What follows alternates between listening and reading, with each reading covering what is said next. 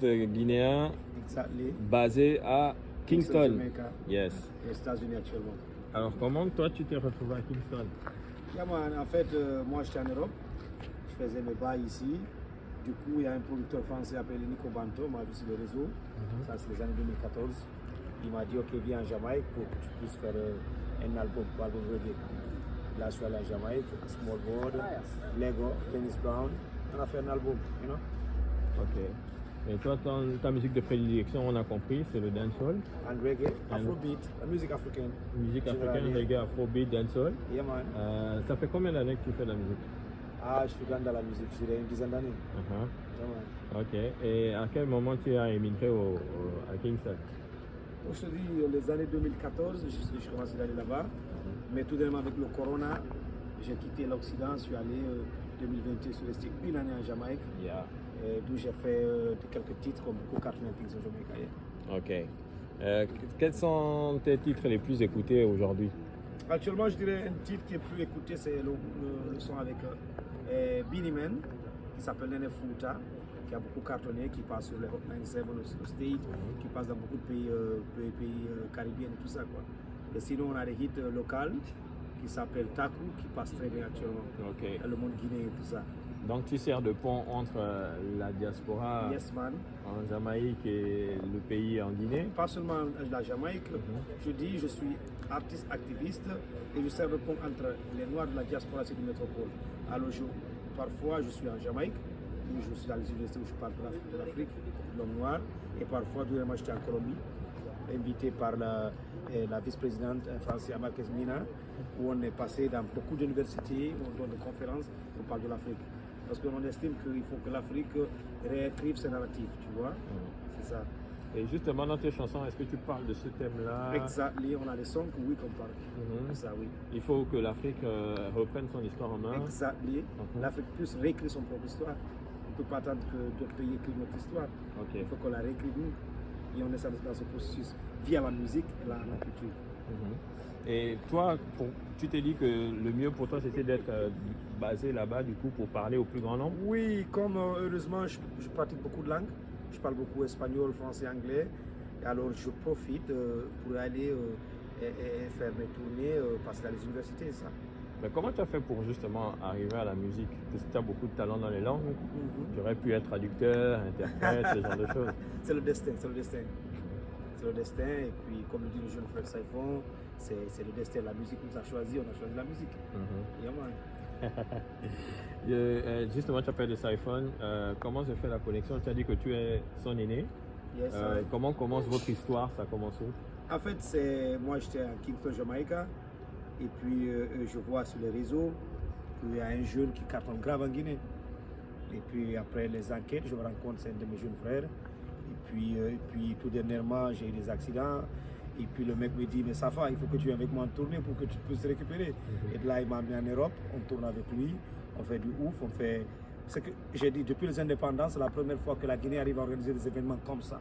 Qu'un artiste guinéen vient remplir des salles de 2000, un peu plus, tu vois. Alors le petit est en train réécrire l'histoire, la musique guinéenne, et on le soutient, c'est comme ça. C'est comme ça, il faut ouvrir, mais tu dis propre, ça vous ouvrir. C'est super. Et du coup, quel message tu aimerais adresser à ceux qui te regardent ou qui t'écoutent là actuellement? On va être un peu plus vaste. Le message que j'ai, c'est le message de toujours. Il faut que la jeunesse africaine soit consciente et focus pour le développement de l'Afrique. C'est ça l'objectif. On est là pour ça. On veut que l'Afrique se développe.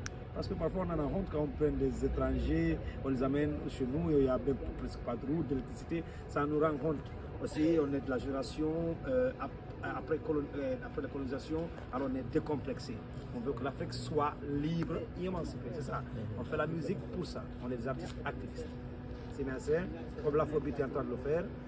Imposer la musique africaine dans le monde entier. On utilise cette musique, cette culture pour développer l'Afrique, c'est ça. Tu sais qu'il y a des artistes avant toi qui étaient aussi activistes, Tikenja, Alpha Blondy, voilà, c'est des grands frères que toi tu as écoutés. Oui, j'ai beaucoup écouté. D'ailleurs, quand j'étais avec Ouroy, le gars, il me disait réellement pourquoi je ne travaille pas avec les Tikeng et tout ça. Parce qu'on a les mêmes pensées, tu vois. Mais d'autres commencent la lutte et d'autres terminent. D'ailleurs, on donne un grand big up aux panafricains qui ont beaucoup lutté pour l'Afrique, genre les Patrice Lumumba, il y a les Steve Bioko, tous ces grands leaders. Quoi. Si bien c'est, on continue leur chemin. Maintenant, les leaders contemporains comme les Kemi Seba, les Italiens, on suit leur chemin. Quoi, tu vois, c'est comme ça. Il faut que l'Afrique soit libre et émancipée. Ok, ça veut dire que toi, la pierre que tu apportes à l'édifice, ça se fait dans la musique? Via la musique. Via la musique. Parce que je dis, le jeune, si tu chantes que du conscient, ils ne vont pas te suivre. Il faut chanter takou, il faut chanter pour qu'ils te suivent et pour que maintenant tu puisses balancer tes messages. C'est ça. Il faut avoir d'abord l'audience et pour balancer les messages. C'est comme ça. Parce que quand on te voit, on n'a pas l'impression tout de suite que toi, tu es un artiste purement conscient, justement. Exactly. On ne fait pas seulement que la musique consciente, mais on fait de la musique raga, dancehall, takou pour avoir la jeunesse et par après lancer notre message. C'est bien ça. Et par rapport à la Guinée actuellement, est-ce que tu es aussi reconnu là-bas en tant qu'activiste? Est-ce que tu es bienvenu au pays? Oui, parce qu'on sait que c'est compliqué. Je suis bienvenu au pays. Et puis le pays, je pense qu'il m'accepte bien. Quoi. Les fans, les autorités, les intelligents et les moins intelligents, ils connaissent Safa Diallo et c'est Ramba, c'est takou, c'est comme ça. Qu'est-ce que nous prépare Safa Diallo justement là bientôt? On va continuer avec la tournée du frère. On va le suivre, l'épauler, on s'entraide. Et par après, les surprises arrivent. Quoi. Beaucoup de sons, beaucoup de titres. Et d'ailleurs, j'ai dédicacé un album, ça fait pas longtemps aux États-Unis. Et ça continue comme ça. Quoi. Comme je le dis, on prend le Made in Guinée, le Made in Afrique, on l'exporte à l'international. Moi, je fais des albums en Guinée, et je pars aux États-Unis, je pars à Kingston, à Bogota, je dédicace là-bas. Ok. Quand tu dis on assiste frère en tournée, est-ce que toi aussi tu es sur scène? Yeah. Je suis sur scène et puis ça fait du fire. Ok. On peut dire que tu fais les premières parties? Non, les deuxièmes parties. Les deuxièmes parties. Ok, Safa Diallo, merci d'avoir été avec nous. Est-ce que tu peux nous faire un acapella? Yes, man. Une partie. Takuno weli maro buri yunko mono buri jiwal pobo fran weli o dollar buri big up into the prod balde sai for so the thing puis qu'est-ce que oui. Pour finir, est-ce que tu peux dire c'était Safa Diallo sur RFI? Yes, c'était Safa Diallo, Ramba Bax, Wota Wuju Flouango sur RFI, Radio France Internationale. C'est bien ça, Bax. C'est good.